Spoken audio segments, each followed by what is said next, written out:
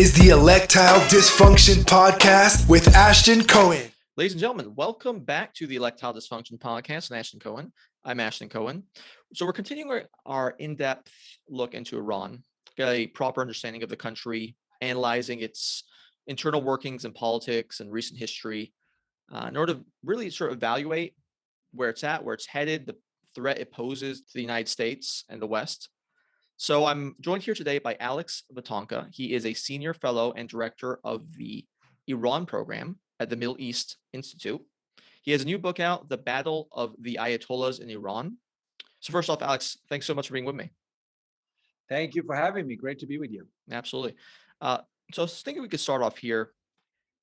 In order to evaluate Iran, determine how to best deal with this regime, what's likely to do, you have to understand the regime's goals, objectives, particularly with respect to the West and the United States.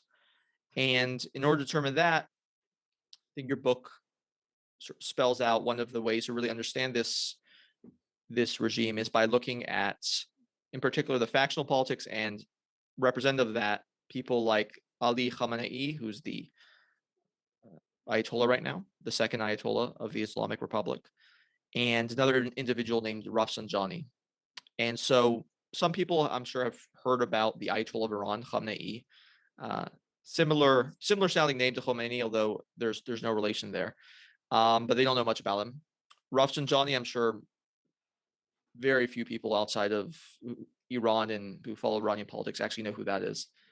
So tell us about these two individuals, what role they've played in the Islamic theocratic regime in Iran, and how their sort of ideological frameworks have helped shape it and maybe continue to shape it. Right. Well, thank you. Look, I mean, in that book, The Battle of the Ayatollahs, which looks at the evolution of Iranian foreign policy since 1979, I want to tell a story. And this book is about telling the story of how Iranian foreign policy unfolded since 79 and how it sort of evolved in the last 42 years. But I do so by following in the footsteps of two individuals who I think are critical for anyone who understands the evolution of the Islamic Republic. One is the current Iranian Supreme Leader, as you mentioned, Ayatollah Ali Khamenei, who has been the Supreme Leader, the unelected Supreme Leader of this political system since 1989.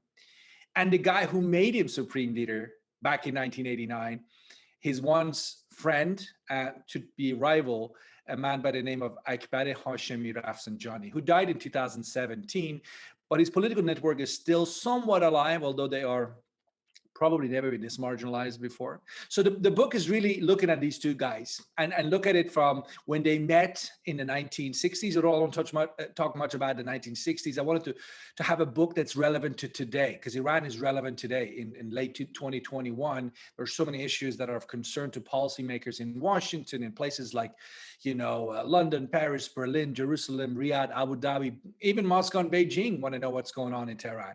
So I decided, and there are so many smart, talented Iranian academics in the United States and outside of Iran and in Iran, but although the ones in Iran, their hands are tied. They can't write freely compared to those of us who are outside. So I wanted to tell a story. I wanted to sort of say to an American audience, to a Western audience who are interested in Iran, but don't necessarily have the background, don't want to look at it from an academic approach, but I wanted to tell the story through being the fly on the wall. So I kind of, follow these two guys for 42 years and all the various turns and twists in that relationship and sort of tell the story by focusing on those moments where their partnership or their rivalry had an impact on Iranian foreign policy and on American-Iranian relations. For example, the Iran-Contra affair. What was the role of Khamenei in that? What was the role of Rafsanjani in that, and so forth? With respect to, so let's start off with Khamenei. He's the supreme leader. Does he have any check on his power? Well, actually, first off, what's his ideological framework from your research and analysis of him? I think he was a typical fusion of militant Islamism and a big dose of the then leftism that was pervasive during the Cold War. So, he was a individual who came from very humble backgrounds. I mean, his family was pretty poor. He comes from the city of Mashhad, one of the second largest city in Iran on the border with Afghanistan. It's a holy city of sorts. I mean, it's got some important connections to Shia Islam. There's a famous Imam Reza shrine there. He comes from a poor background. His father was a cleric, but not a wealthy individual by any means. So I think that humble upbringing and the limited options in life in terms of where he could go. I mean, his father was a cleric. He chose to be a cleric, but he could easily become an atheist. He could easily become a communist. So many people from that generation, from that background, went a whole different direction. They gave up on God entirely and looked to communism. Folks like Khamenei chose somewhere in the middle of the road, if you will. They wouldn't abandon Islam, but yet they could see the attractions of communism and the sort of leftism that was, as I said, so pervasive back in the formative year of Khamenei, 50s, 60s, and 70s. But then he gets to be a powerful individual after the revolution of 79. And then his ideology is above all shaped by his desire to be someone who matters, to be a politically significant individual. So power becomes the driving force. And you see that in my book. For example, Khamenei didn't have a position when those militant students, and this week is the anniversary of taking over the US Embassy in Tehran, happened 4th of November, 1979. His position was, what happened? Why did these radical students take over the US Embassy in Tehran? It takes a while for him and Rafsanjani, by the way, to realize actually this politically makes a lot of sense for us in terms of our power struggle in Tehran against the leftists. So they wanted to steal that anti-Americanism that existed in the society by and large, and Khamenei chooses to support the embassy takeover, but only gradually, not initially, because he wasn't ideologically looking for a fight with the United States as much as others were, but it made sense. It was an expedient thing to do politically. He then becomes a supporter of it. And I think that's the beginning of this, what I would describe a hole that he's keep digging in, this anti-Americanism. It makes perfect sense from his domestic political point of view and in terms of hanging on to power, but his anti-Americanism has cost Iran, the nation of Iran, so dearly for so long. And pretty much every Iranian you speak to recognizes this fact that anti-Americanism is such a costly project, but Khamenei has invested in as long as he has, and I suspect he'll stick to the anti-Americanism to the day he dies. But how he got there is actually a very interesting story, and I try again to sort of tell at least part of that in this book. Mm-hmm. Before we get to that, I want to first sort of diagnose the situation with him in his current position. Is there any check to his power, or is it just what he says goes? Right. So, number one, for your audience, the Islamic Republic of Iran is the world's first modern theocracy. What is a theocracy? Well, basically, you're saying that God has your back and you're doing God's bidding on this earth of ours. And you don't necessarily need to have the voters to sort of give the green light. That's what a theocracy is. I mean, extreme version of a theocracy is next door in Taliban-run Afghanistan today. That's also a theocracy. You could say ISIS, with Abu Bakr al-Baghdadi was a version of a theocracy. The most wise religious man on the top of the pyramid, whatever he says, is law of the land. In the case of Iran, and again, it's a complicated and historically interesting, but complicated way how it came about. But it's a fusion of a Republican model where they have elections and the unelected part that are not elected by the people and yet actually have the real power. Mm-hmm. And that's why so many of us don't take Iranian elections seriously, because we say, well, these are all this is a show. This is political theater. If somebody genuinely wanted to come in and run in an election, win in that election, and shake things up in Iran, well, they're not going to be allowed to do that because the system will prevent you from doing that. We just had 3 months ago a new Iranian president arrive, Ebrahim Raisi. Does he actually have any power? Was he actually voted by the Iranian people? Well, if you ask me, I would say, well, he was clearly given the presidency on a silver platter. So that was the theocracy part I want to put out. But to your specific question about whether there is any oversight on Khamenei, in this convoluted Iranian political system, there is a body called Assembly of Experts. These are allegedly the most senior learned clerics from Shia Islam, from 12 or Jafari Shia Islam, and I don't want to get too deep in the weeds on that, but these are supposed to be, and you have similar things in other religions. Catholic Church has a body that chooses the next pope. So in the case of the Assembly of Experts in Iran, they actually constitutionally have the power to fire the sitting supreme leader. They can turn around tomorrow, have a vote, and say, sir, you just don't do a good enough job. We will let you go. Are they going to do that? No, because, and this is how the system sort of is stacked up against representation. In order to sit in the Assembly of Experts, you have to first be approved by council called the Guardian Council, made up of 2 individuals who, surprise, surprise, are not elected by the people, but are appointed by the supreme leader. So Khamenei, the sitting supreme leader, controls essentially who sits in the Assembly of Experts, who then have the right to oversee him. Right. You can see where I'm going with this. The people in the Assembly of Experts are not going to be able to challenge him because they owe their jobs to him. What do you think his goals are in terms of what he wants for Iran? Do you think that, so obviously he's willing to allow the economic infrastructure of the entire country to basically collapse under sanctions, this is at least my assessment, correct me if I'm wrong, all in the name of, wider held, deeper held convictions in terms of religious ideology in Islam. Right. Do you think that, I remember this Khomeini quote where people were complaining about the economy. He said, economics is for donkeys, right?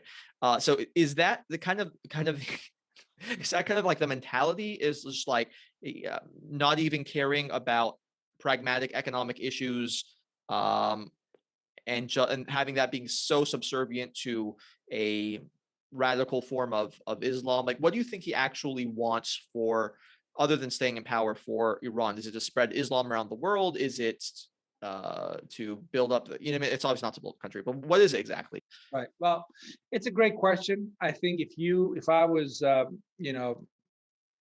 if Khamenei was me right now, you asked him that question, I'm sure he'll give you an answer. I'm not sure if that would be a convincing answer. I mean, look, it's been a system that was created back in 1979, and they have tried to maneuver their way forward. The most important thing is to stay in power. So when they were at times over the last 42 years threatened by the popular anger, they would adjust their policies. I mean, the regime as a whole does careful cost-benefit analysis in anything they do. I mean, let me give you one big example: Iran-Iraq war. It started in 1980, and it was supposed to go on forever and ever. And one of the slogans, and those of us who grew up in the public school system in Iran remember the slogans we were forced to say before class every morning, neither west nor east, but we will go our own separate way. I translated it from Persian to English, but roughly it meant we're not going to belong to the Western-led bloc. We're not going to be with the Soviets. We're going to go our own separate way. On the Iran-Iraq war, the promise was all the way to Baghdad, defeat Saddam Hussein, and then continue going to, the slogan said, Jerusalem, to free Jerusalem from the Israelis. Now, what happened in 1988, 8 years into the war? They had a good look, how many soldiers they had, how many volunteers they had, how many planes they had that were still flying, or tanks, and they decided, we can't do this. A decision was made to seek peace with Saddam without even getting to kill Saddam, which had been the intention. So my point is, we're talking about the nuclear issue today. The idea that Iran will continue the nuclear program at any cost, I don't think that's true. They have clearly been willing to pay a very heavy price for it. How much more will they be willing to pay in terms of price? Well, I don't think they will go that far as to jeopardize their grip on power. Let me put it that way. Has anybody, whether the Biden administration, the Trump administration, and the ones before, Obama, George W. Bush, anyone before, have they been able to convince them that if they didn't make concessions on the nuclear program, that the regime change policy would become a realistic one from Washington's point of view? I don't think the Iranians were ever convinced that that would happen. Therefore, they've continued the nuclear program more or less the way they wanted to, So I'm trying to get to the point, because you asked the question, what do they want? And you asked the question, what does Khamenei want? Does he want to export the revolution, so on? It's not really about what he wants. It's about what can he get away with without risking grip on power in Tehran. Because, Khamenei doesn't want to be the top man in Damascus or in Riyadh or anywhere else if he can't be the top man in Tehran. That's a really important point. And that limits his options. If he is the ruling individual in Tehran the way he is today, and he can get away with sort of exporting this version of Islam to other parts of the region, then he might give it a go. And to some extent, they are doing that today. I mean, they're trying their hands to export the revolution. They don't say they are, but quietly, carefully, and I would say cautiously in places like Iraq and so on. But if you give them too much pushback, I mean, let's take Syria. The Israelis keep hitting them in Syria. This means Iran has to be careful, because if they go all out, they don't want to open confrontation with the Israelis or the Americans, or for that matter, anyone in the region. So going back to my point, the cost-benefit analysis is something we need to keep in mind. This is not a suicidal regime.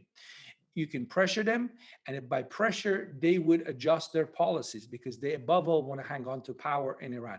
They're not in a good position in terms of their public sentiment of the Iranian people. If you had a free vote tomorrow in the Islamic Republic, ask the Iranians, do you want the Islamic Republic to stay in power? Right, I don't know if anybody can tell you a scientific answer, but I'm pretty sure, having done this for 22 years now, a clear majority would say, thank you very much, but no thanks. We've had enough of the Islamic Republic.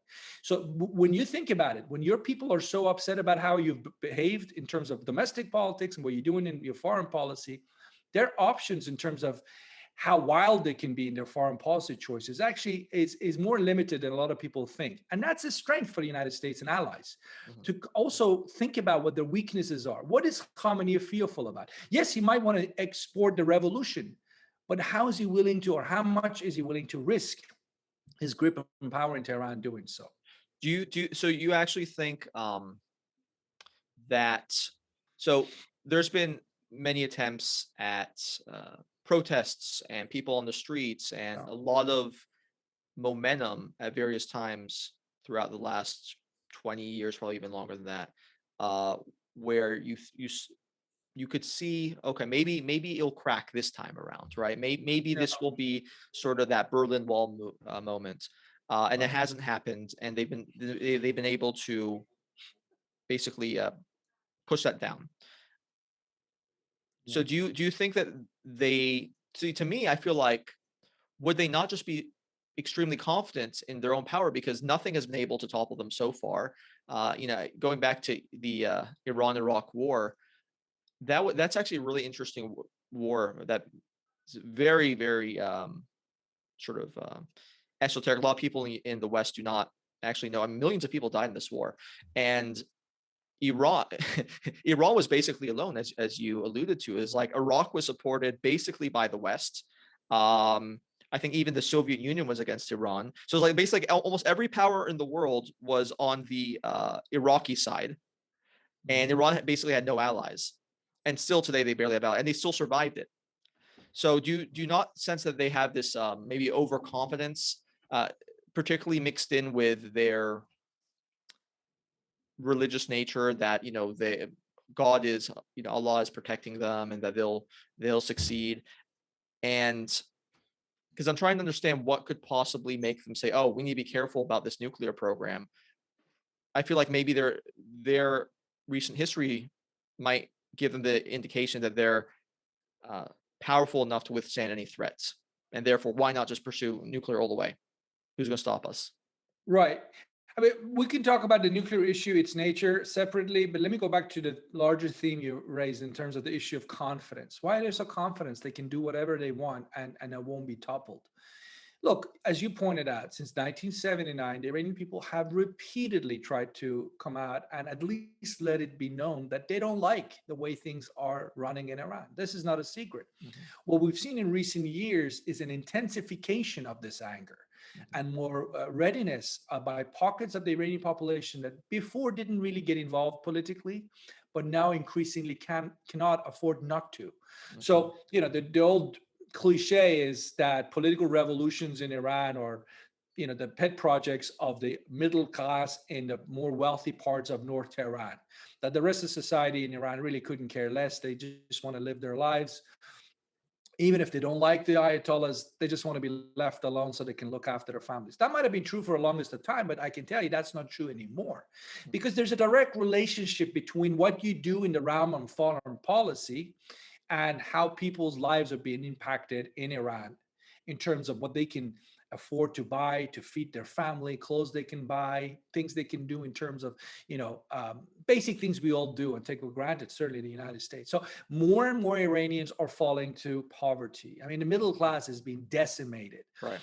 And some of the figures the Iranian officials themselves are putting out there are staggering. I mean, I looked at a number just a few days ago that talked about if they don't make changes the way they spend money, because the revenues dropped massively thanks to U.S. sanctions. The revenues dropped massively. They keep having to spend money on things like pensions and welfare, cash handouts. They don't have the money. So one estimate says in 3 years' time, they might be bankrupt. The government of Iran might be bankrupt. That might be an exaggeration.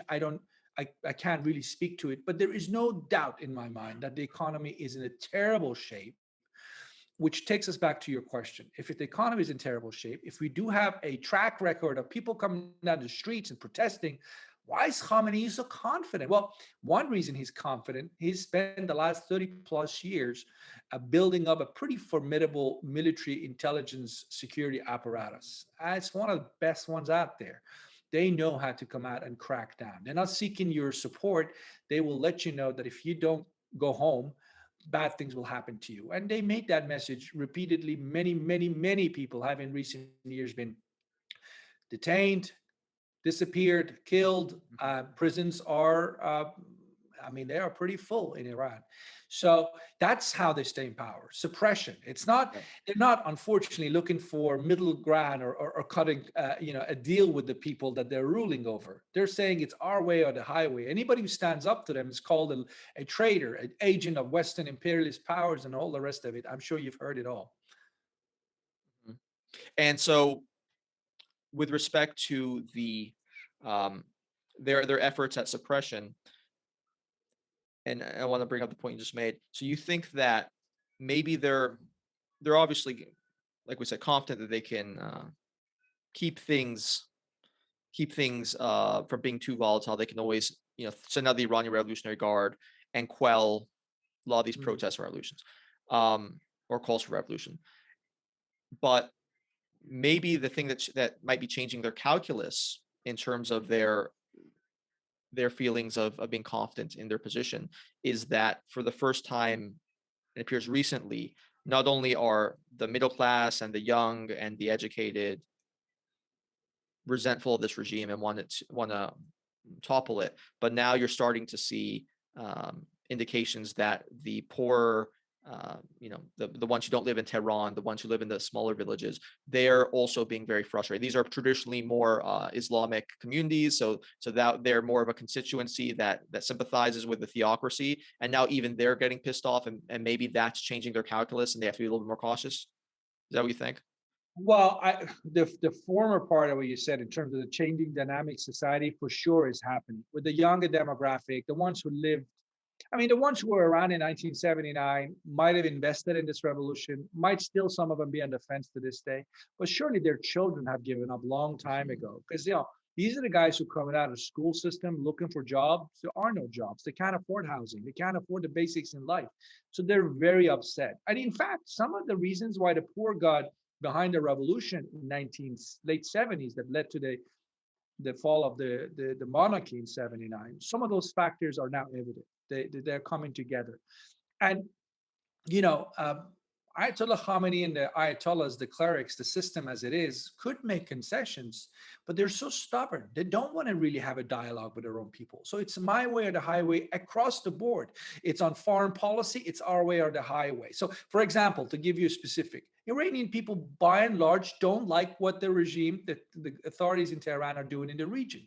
They don't understand the investments in Iraq and Syria and Lebanon. They don't understand the animosity towards Israel or the Gulf states. They don't get it. It's not Iranian national interest, right? So they don't get it. And they say, hang on a minute, even if we fix the nuclear issue, even if tomorrow we have a deal with the Americans, we're still going to be isolated because the rest of the neighborhood doesn't like what we're doing in the region. So, I would have thought if you are looking to your population, you say, we might have to either tell them why we're doing things the way we are in foreign policy, and they're not telling them that, or you just change course, and they're not doing that either. And I just don't think staying where they are and just keep being on this path is an option, but that's what they think it's their option. So they're not making concessions on the home front. Silly things like women are not allowed to go to stadiums in Iran. The country in the Middle East where women had the greatest political and social rights. I mean, women in Iran got the right to vote 10 years before Swiss women did in the early 60s. So this isn't exactly a backward country when it comes to the issue of women. Iranian women were involved in the constitutional revolution of 1906, over 100 years ago. And today they're being told they can't go to stadiums to watch men play soccer. So this is an Iranian regime that either doesn't get it or refuses to understand that the society they're ruling over, it's in a different space than they are. It's, I hate to make comparisons, but we see it next door in Afghanistan, which is a very different country than Iran, has much bigger problems than Iran, and yet you see similarities. The Taliban walk in, it's their way or the highway. See how they're treating people. Well, you know what? In Iran, they might look more modern and all the rest of it, but it's the same mentality. The Ayatollahs knows best, and this is basically been what Iran has, I think, suffered from. This detachment by the ruling elite, increasingly a small ruling elite. Because remember, even the guy who I talk about quite a bit in my book, Rafsanjani, he was a revolutionary in 1979. He was at the heart of bringing the Shah down. In 1989, he's at the heart of the attempt to put Khamenei in place as supreme leader. By the end of his life, he says, you know what? We messed up. He regretted it. He hated Iran being isolated, but it was too late. He had been marginalized. And one big mistake he made, a lot of people who opposed the system made, is they thought they could have a dialogue with the so-called hardliners. Guess what? These guys, the hardliners, they have the guns. And because they have the guns, they're not in a mood to have a dialogue. It's, as I said, it's their stubborn my way or the highway approach, which they think it's something that's going to work for them, but I'm pretty sure it would fail in the long term. What are the demographics like in Iran? I remember reading something like the majority are under 35, 40. Do you know the number? I mean, look, it's a country of 85 million people. It's still on the younger side. I think I'm not sure how many under age of 30, but it would be a majority. Pretty sure of that. Although, having said that, it's fast graying nation. So people have stopped having children. I mean, these are official Iranian figures. Right. I think the last figure I saw was in 1986, an Iranian woman on average would have something like 6 children. Wow. Today, that number's dropped to 1.6, which is less than most of Europe. Most of Europe. I mean, there are at the Japanese standards in terms of how bad the population is going to shrink. It's not going to happen overnight. Though there's a bulge, but it will hit them hard because the young are not having, they're not having marriages, they're not having kids. Immigration, brain drain is a huge issue. People are leaving the country. In 1979, the Iranian diaspora was tiny. Iranians, by and large, did not leave their country, right? Today, you got 6, 7, some people say 8 million strong Iranian diaspora around the world. So ask yourself a very simple question. Why did all these people leave if things are so great? Well, that's the answer. Things are not so great. And people continue to leave. And this is another tragedy for a country that should be among the 20th largest economies in the world. It's got the minerals, the resources, the human capital, industrial base, educated population, huge market, as I said, of 85 million. This could be the Germany of the Middle East. And where are they today instead? The most sanctioned country in the history of man. It's a tragedy. With insane hyperinflation, and I see there's food shortages, even predating COVID. Now it's gotten worse. People can't get meats. People can't get all sorts of products in order to sustain themselves. Middle class is appearing. Right. So, I'm sure Iran, you can buy meat, you can buy all that, but the question is, can you afford it? It's not that it's not there, it's there, but people can't afford it. Inflation of just under 50%, that means your money loses value literally on a monthly basis. So we have a sort of youngish population, I guess, basically around my age, in the 30s, who are very unhappy. They see their standard of living just constantly regressing. A lot of the brain drains happening. So a lot of the people who are scientists and doctors and engineers are going to Germany and the United States and Canada, creating even more volatile situation there. And then you have a intransigent monarchy, not monarchy, but theocracy in control, who just won't change path. With regards to the other wing of the revolutionary council or revolutionary regime, as you mentioned, is represented by this Rafsanjani individual. That faction is slowly dying. So now you're just getting flat out extreme hardliners. Whereas, how would you describe the Rafsanjani factions of the world? They were still pro Islam being supreme in the country and spreading it, but maybe they were also in favor of economic reforms, or what's the distinction there? So if you actually want to kind of get a good sense of the duality of the Islamic Republic, and you want to go back to 1979, you can imagine a situation where you have two big blocks that contributed to the sort of the makeup of the first couple of governments that were born after 79. Who joined this government? You had a lot of people who came from the very poor backgrounds. They came from the countryside, the urban poor, and so forth. Mhm. And they were just happy to be given a chance to have a better life. And if it meant to grow a beard and subscribe to Khomeinism, then so be it. I mean, socioeconomically, for a lot of these people, it was just a great opportunity pass. Then you had a lot of others who joined. They came from middle class, some even upper middle class. They were not poor. They didn't join because of poverty or because of lack of option. In fact, many people joined initial governments of Khomeini, leaving great university, positions, and some of them students in the United States and Western Europe, because they had this idealism that this is an opportunity to bring about genuine democracy to Iran. So you have these two Can I stop you groups. there for a second? Why would they think that would bring genuine democracy by supporting Khomeini over and toppling the Shah? So, I mean, look, there's a lot of good things that one can sit here and say about the former Shah of Iran, the king of Iran, but he was not a Democrat. I mean, Mhm. democracy didn't exist in Iran before 1979. Mhm. And as much as I respect so much good that the Shah and his father did for Iran, they weren't Democrats per se. I mean, there were no free elections in Iran Right. before 1979. So there are these idealists that basically are fooled by Khamenei, I'm sorry, by Khomeini's message, the guy who was there before Khamenei, by Mhm. Khomeini's message that, look, we're going to have democracy. He famously Mhm. said when he was in exile in Paris, we are going to have democracy in Iran when we take over the way you have democracy here in France. It Hmm. all turned out to be pack of lies because he had no intention to deliver on that promise. But nonetheless, enough people believed it.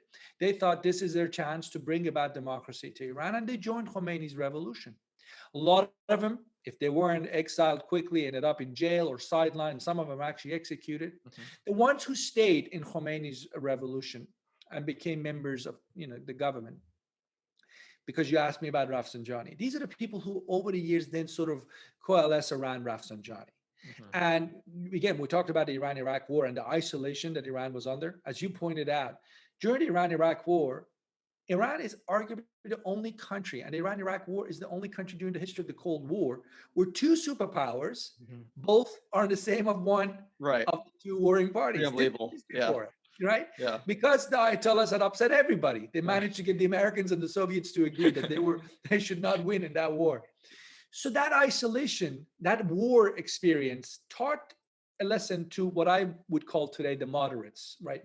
People don't like the word moderate because it's something essentially positive, pragmatic. You choose the label you like. Mhm. They were different, the hardliners, the crazies, as I like to Mhm. call them. Mhm. And they wanted to sort of make a point. Look, Iran is not North Korea. Iran can't live as an isolated island. Iran has always been part of the world. There's always been right there, a bridge between Europe and South Asia, East Asia, the heart of the Middle East. The idea that we're going to put a big wall around us and ignore the rest of the world, just a non-starter. We need to trade, we need to have relations. Our economy, the well-being of our people depend on it. And by the way, if you're isolated, that means you're weak. Look what happened during the Iran-Iraq war. We couldn't even get spare parts for our F-4s, F-5s, F-14s. And look what that did for our war performance. That's their message. The other guys, the poor, who joined Khomeini's, the ones like Qasem Soleimani. Everybody knows the name Qasem Mhm. Soleimani. I mean, Qasem Soleimani is a very archetypical figure from the Revolutionary Guards, where he came from, the absolute poverty he came from, and how far he was able to rise through the ranks. They don't have the what's the word? The sort of luxury of wanting to sort of be part of the world, which means Iran perhaps even normalizing relations with the United States, because they see a relationship between Iran as a more normal state and having relations with the Western world that is more or less healthy, and what it would do to their power base in Iran and how much power they have. So they put their own political interests first, by and large, because, an isolated Iran, a sanctioned Iran is not necessarily the worst of things from their perspective, because they're still in power. Right. And I mean, I They're so could go rich. on and on, but that's basically, and final point I make, these moderates, the educated ones for a long time were the hope that Iran could reform itself into something different and more benign that the world could learn to live with. Well, they're increasingly, I would say, out of any position of power. Mhm. So with the death of Rafsanjani, they have become even weaker. They don't have anybody to protect them anymore. Rafsanjani was the, protecting figure of that camp, but he's gone. Hassan Rouhani, the last president, was supposed to take over after Rafsanjani. I don't think he's going to be able to fill the big shoes that Rafsanjani left behind. So you now have the hardliners in charge of everything. And the question for them is, how far are they going to be pushing their own people? And Mhm. how many risks are they going to take in the realm of foreign policy? Because they have brought the country very close, I would say, to the brink of something that looks like a major conflict. Would you say it's probably the closest they've been in terms of their potential to lose grip of control? No, I can't go there. I don't know about their Mhm. ability to, because look, what they have proven again and again Mhm. is a willingness and ability to crack down. Mhm. And, if they could stay in power by killing one individual or five individuals, they'll do it. But we also know if they have to kill 1,000, they probably will do that too. Right. And Right. Right. nobody's really tested them. I mean, the Shah of Iran in 79 could have killed thousands and Mhm. tens of Right. thousands and Right. could still be in power. He said, I'm not that guy. I'm not Yeah. going to kill. If this is what we don't know what Khamenei will say. If he's Mhm. going to say, if people came out, kill them all, or is he going to say, you know what, we tried, failed? But he, unlike the Shah, Mhm. Khamenei has nowhere to go. And I think this is a key point. Right. Right. Right. Shah could pack up and go somewhere. Mhm. The world didn't turn out to be that kind to him Right. and wouldn't receive him. But these guys have nowhere to They have go, nowhere and to that's go. another factor. That's true. I mean, even even a place like going back to isolation, like Saudi Arabia probably hates Iran even more than America does. I mean, if There's that's even nowhere for them to possible, go. right? And as does Israel. I mean, they literally have you know pissed off the entire world, and there's it's one of the few things that as we've seen with places like Israel and Saudi Arabia and the Gulf states building this coalition, largely due to the fact that they all equally hate Iran and see them as a threat. So Right. they're that dangerous that they've actually created a coalition, which actually looks like it's going to be a good thing for the world at least. Um, with respect to the nuclear program, uh, the Iran deal under Obama uh, seemed to be, and I think it's been proven to be based on naivete and wouldn't actually make a dent in changing their intentions in order to build a nuclear program. I mean, you even had I forgot what was his name, Giovanni, right? The former equivalent of Secretary of State. What was his name? Javad Zarif? Javan Zarif, right? Yeah. And he was calling the hot mic, what was it, like less than a year ago, basically saying every time I'd negotiate with the Americans, the hardliners would do something behind my back and the Soleimanis of the world to make the negotiations basically end. So we weren't even negotiating with a real party in a sense, because we were negotiating with people who didn't have power to negotiate. And on top of that, you couldn't inspect certain sites for nuclear enrichment. They got to dictate where you can go and stuff. So I think it was a joke of a deal. Do you think that anything can be done diplomatically to curtail their nuclear ambitions or their nuclear program? Do you think that short of actual military conflict or targeting of in a violent kind of way, certain making it basically really tough from them from a military standpoint. Is there a diplomatic angle that you see as plausible to stopping their nuclear program or nuclear ambitions? Right. Well, Ashton, you threw up a lot of questions there. So I'm going to probably struggle to sort of give you one answer, but I'll try. Look, let me go back to the Obama decision of 2015 to sign a deal with him. And I know people are divided on this issue. Is it good or bad? End of the day, President Obama at the time decided there are lots of issues that I don't like about what Iran is doing. But there's one thing that I really fear more than anything else, and it's that ticking nuclear clock. And that's the one I care about stopping. If I stop it for 5 years, 10 years, 15 years, that's good enough. It's better than nothing. And I think, you have to give the man credit for that.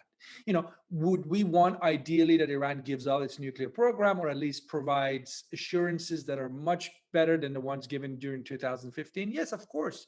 But it wasn't about what you could get from Iran. It was about what kind of realistic compromise would work for both sides.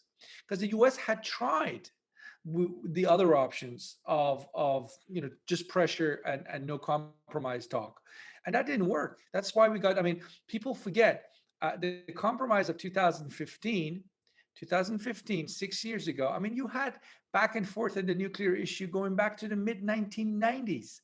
So it had been 20 years of back and forth and little progress while the Iranian nuclear program expanded that got President Obama to say, okay, we just can't afford another 20 years of doing nothing. So now, as I said, it wasn't perfect, but that's what he did.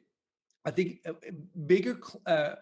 I would say the bigger blame here goes to Iran than Obama, because they could have looked at Obama as an American president who genuinely wanted to deal with them, who genuinely was willing to compromise with them. And they could have made adjustments to their policies elsewhere outside the nuclear field to create confidence with Washington, but at least the Obama administration, they didn't. For example, Iran made no changes to its policies in places like Syria, Iraq. Right. And So that's why people say, well, hang on a minute. This deal was too limited, because our concerns with Iran are not just on the nuclear issue, it's also about what a nuclear armed Iran or nuclear threshold Iran would be able to do in the region if we don't stop it. So it's not defending anyone, but I just think it's extremely important to remember what circumstances Obama had to play with. And we know what happened with the maximum pressure campaign. That was the alternative way of dealing with Iran, just sanctions, and that didn't work. So they went from 3.65% of enriched uranium to 60% today, after all the sanctions the world were put on it. Nobody, and this is the last thing I say, I would love to hear your thoughts, but nobody right now in the United States seriously thinks military strikes on Iran is on the cards. It might be limited strikes in a number of sites, but it's not going to stop the program, because this is not the Libyan program. This is not the Syrian program, the Egyptian program, or the Iraqi program of past decades. This is an indigenous program. They have the scientists, they have the industrial base, they have many sites. There is no one military campaign that can stop it. You could invade Iran the way US invaded Iraq in 2003, but good luck with that in Washington, D.C. So that's not going to happen. Yeah, I would say with the reason why I take real issue with the Obama's attempts is because it seems, even from the outset, very clear that the hardliners were the power players all along, and that you really couldn't trust these people with their word. And it reminded me of people like there was a Jimmy Carter's ambassador who said like Khomeini was a godsend or something like that, right? Like it just is that night. It's that just naivete. You don't actually know who you're dealing with. I think we saw with China as well. Like these people are sharks, and they're not going to. Maybe you can get a couple concessions here and there, but at the end of the day, they're going to pursue, as we theme the discussion, what will keep them in power. And I just think, short of change by their part, it seems ridiculous to assume that they would actually curtail their nuclear ambitions, and that was just my feeling all along. And on top of that, I also don't think that the deal was comprehensive enough in terms of being able to send inspectors around and get assurances. And of course, when they unfroze billions of dollars from the Iranian regime, what they do, they then expand their operations in other places in the Middle East, right? They supply Hezbollah with rockets. They interfere in Syria. They, obviously they had interest in Iraq this entire time and been supplying Iraq with those IEDs that kill American soldiers. And so I couldn't see that they were honest actors to begin with. But so I'm curious about your take in terms of, do you think that because you have a very sort of wide scale perspective on this and nuanced or moderate perspective on it. Do you think that the nuclear program in Iran is more emphasized by them now? Do you see a change in that? Are they more likely than prior instances to actually get this nuclear bomb, essentially? Look, I mean, I can tell you that no country has invested so much in a nuclear sector for so long. I mean, no country Mhm, has taken this long to weaponize. And I mhm. think, most people, and I'm not comfortable talking about the science of the nuclear sector Right. because it's way above my head. I mean, when it comes to the where they are physically, technical Mhm, level, and, as far as the nuclear program is concerned. But I think the consensus out there is if they wanted to have a weapon, they could have had one by now.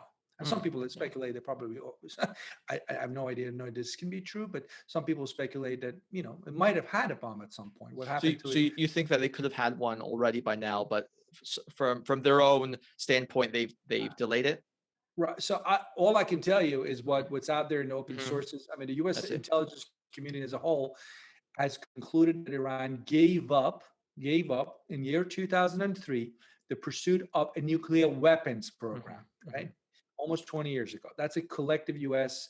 I don't know if that's changed. That was the last I saw, and I have seen no evidence that they have reactivated that. So, Mhm, but that doesn't mean the nuclear program can be of a concern. I mean, a threshold nuclear Iran, and Iran can turn around and weaponize within a month mhm. is still a major, Right. national security issue for the United States.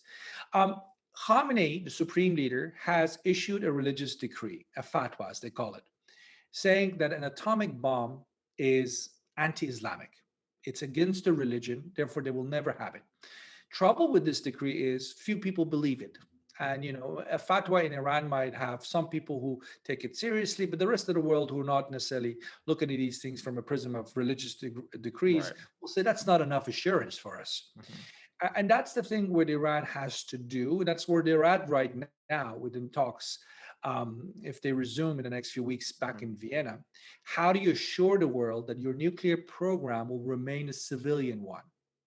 I mean, at best, that will be a temporary solution. Mhm, I think, end of the day, Iran's nuclear program, even if it's a civilian one, will be a major concern as long as the political ideology of the Islamic Republic is what it is. mhm. It's not about the centrifuges, number of, and how much they enrich. It's about the ideological commitments that they have undertaken. They need to sort of revisit them. They need to reassure not just the United States, the neighborhood, the neighbors. And it's the irony of Iran is they want to have better relations with the neighbors. What they need to do to get that going is Mhm, to mhm. reassure. Look, it's also important to remember Iran, even if you change the regime into Iran tomorrow, the issue of the Iranian nuclear program might not necessarily go away. The idea that there's a regime change and the next ruling elite will come in and turn everything off Mhm. or throw it away, it's not necessarily going to happen that way. The neighborhood matters. The Iranians have a number of countries that, Russia is nuclear armed, Pakistan, their neighbors, nuclear armed, India, not far away, is nuclear armed, Israel is nuclear armed, Turkey has an ongoing nuclear program, UAE has a nuclear program, Saudi Arabia has a nuclear program, Iraq is thinking about having a nuclear program. You see where I'm going with this? So, Mhm, you mhm. know, if you ask me, the idealist in me, what you want is a region as a whole that will revisit the issue of nuclear programs popping up the way they are. Mhm. The commercial logic is that you free up oil by generating electricity in countries like UAE. By having a nuclear power plant, you generate electricity, you free up your oil. Instead of using your oil to produce Right. electricity, you sell it and you get dollars for it. So that's the commercial logic. But the point I'm trying to make is, if the region as a whole had enough political confidence to sit around a table and discuss these things, Mhm. it would just be so much better for the region. But unfortunately, that political confidence Yeah. is absent. We're a long ways away from that. And I think it's also worth mentioning as well that it's not just the reason why the Iranian nuclear program is so frightening. It's not just, I personally don't believe they'll ever actually use it. I couldn't imagine because, their number one enemy is Israel. And then they got Saudi Arabia, who's, I guess, 1A and 1B. And they would just be just annihilated by those countries and the rest of the world, right? Many NATO probably, right? So I don't think that would happen. But it gives them so much leverage to be able to export other terrorist operations around the world. It's like sort of walking into a dangerous area with like 5 bodyguards who are like 6'8". Like, like you can do a lot now, right? You become And no one's going untouchable. to mess with you, and people aren't going to try to take you out because now you have this as leverage. But what you're saying essentially as a path, if Khamenei chooses to go here, to use the nuclear issue to sort of protect himself against external pressure. That might just be well and dandy. But what it doesn't fix is the pressure from within. And Iran is no North Korea. You can't just weaponize and starve your own people and be happy with the outcome. You can have a nuclear program. We can even have nuclear weapons. Mm-hmm.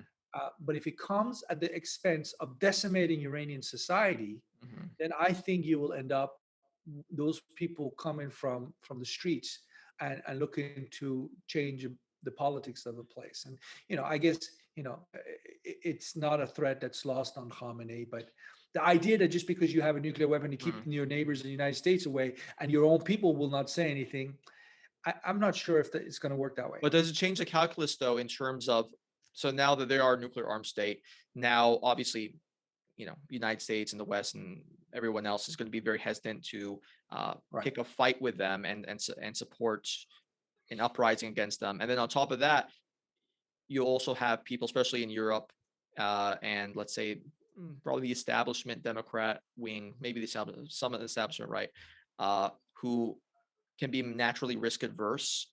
And now they're like, okay, well, if we do get involved in, the opposition leaders in Iran who are trying to overthrow the regime, well, now we set the groundwork for a nuclear weapon being loose or something like that. And obviously, this is the Middle East. There's terrorists, all over the place.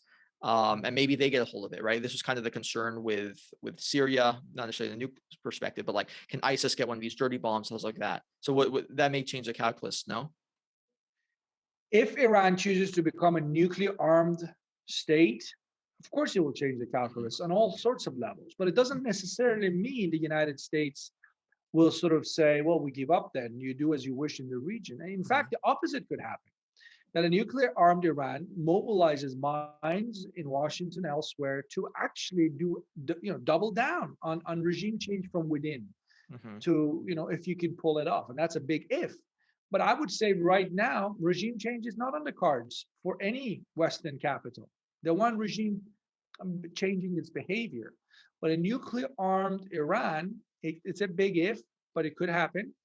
That might just well produce what, as I said, mobilize minds to actually look for regime change. I don't think regime change has seriously been pursued by the United States since 1979.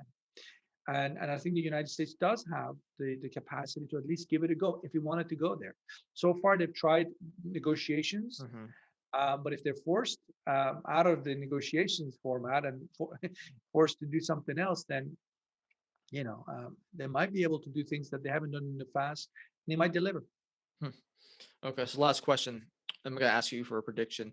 Are you hopeful about the trajectory of Iran in the next, let's say, couple decades? Let's say, do you think?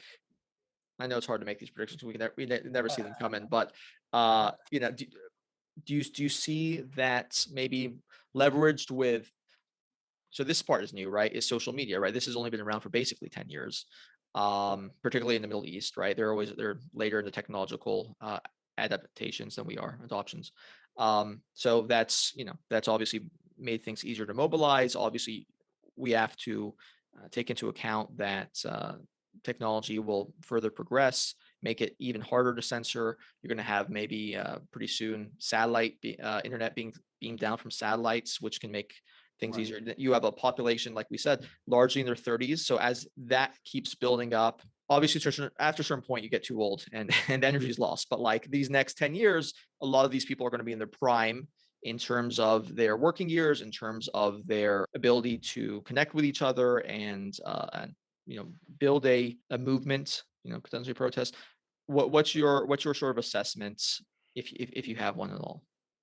I mean, to your point about the majority population that's under the age of 30, I think that's absolutely accurate. I think, for them, business as usual going forward is a terrible option. And if that's the only option that they are given by the Ayatollah Khamenei and the people who protect him, then I suspect the majority under the age of 30 might want to, look elsewhere. to bring about change in their lives and improve their lives. I mean, they're not out there looking for a fight with Khamenei and the Revolutionary Guards, but if that's what it takes for them to improve their lives, then they might choose to do that. I mean, to your other point about social media, let's not forget, Twitter had just been around for about a year, two, maybe in 2009, when Iran had the big, if you remember, the Green Movement protest, and it was called the Twitter Revolution. The first Twitter revolution happened in Iran in 2009 because Twitter was used by Iranian protesters to mobilize. Iran is an extremely well connected country, despite all the pressures put on the society from above. They're connected on all sorts of platforms. I mean, Twitter is just one. The usual suspects, the Facebooks, the Telegrams, the YouTubes, all the rest of them, and they play a part in mobilizing. Which takes me to a broader point I want to make about the question you asked, whether I'm hopeful or not. I'm not hopeful that Ayatollah Khamenei and the Revolutionary Guards are going to change course. I see no evidence that they will. The only way they're going to change course is if you put the fear of God in them and say, look, it's you behave differently or we will come after you. I mean, that's the only way Khamenei has really responded to pressure, to the threat of being toppled. Otherwise, he doesn't seem to want to change course. His persona, I mean, he's a very stubborn fellow, and he usually just, he believes he's the only one who has the right answers. But the hopeful part is this is an old ancient country. It's a civilization with at least 5,000 years of recorded history. It's a country that has a very dynamic civil society. It's a country that, as I said earlier, a constitutional revolution in 1906, before most of the modern Middle East we know even existed. The Iranians forced the king in 1906 to give him a parliament, to give him a constitution. Women played a big role in that. Religious minorities played a big role in that. This is a happening civil society. This is a lively, educated, and hungry for change civil society. And no amount of arms and repression by Revolutionary Guards will bring an end to this civil society. Many of them have left the country, but look at the diaspora. Look at what they're doing in terms of mobilizing as well. Unfortunately, the diaspora could do a lot better. They're very divided, but they are still very much able to play a role, a positive role in sort of pushing Iran in a better direction as a country, as a society, as a neighbor, and hopefully one day we'll see U.S.-Iran relations being what they used to be, good relations, a good partner for the United States in the Middle East, and an Iranian elite that will change course and put Iranian national interest and the improving of the living standards of their people above these sort of pipe dreams of chasing, whatever it is Ayatollah Khamenei thinks he can do, Islamic civilization, and whatever that means. I mean, if you can't convince your own people about the merits of Islamic civilization, then good luck trying to sell it outside around the world. So I'm hopeful that civil society, that angry Iranian public, will eventually prevail, and we'll see a new chapter in the history of the country of Iran that will be much better, much positive going forward. Alex Vatanka, thank you so much. Where can people find you? Thank you. So I'm at the Middle East Institute in Washington, D.C. They can look me up. I'm there on Twitter, and if they're interested in my book, they can read some of it on places like Amazon and get in touch with me if they have any questions. Love to engage. So if you're interested, by all means, be in touch. Excellent. And we'll put a link to the book in our show notes. Please do. Great. Thanks. Good talking to you. You as well. Thank you. If you enjoyed our show, please click subscribe to stay up to date with our YouTube channel and podcast, and give us a 5-star rating on Apple Podcasts so that we can keep delivering guys some great content. Thanks for listening, and we will be back next week. We're going to talk about the issues that really matter. Our country, our economy, the Fed, QE, GDP, BTC, NFTs, AOC, the CCP, Cardi B, Yeezy, Yellow Socks, Iran, Joe Biden's dementia, come on, man, and probably sex robots. We stand for a free and open debate and exchange of ideas. And if you disagree with anything we talk about, you are a racist and no better than Hitler. What? Let's get started.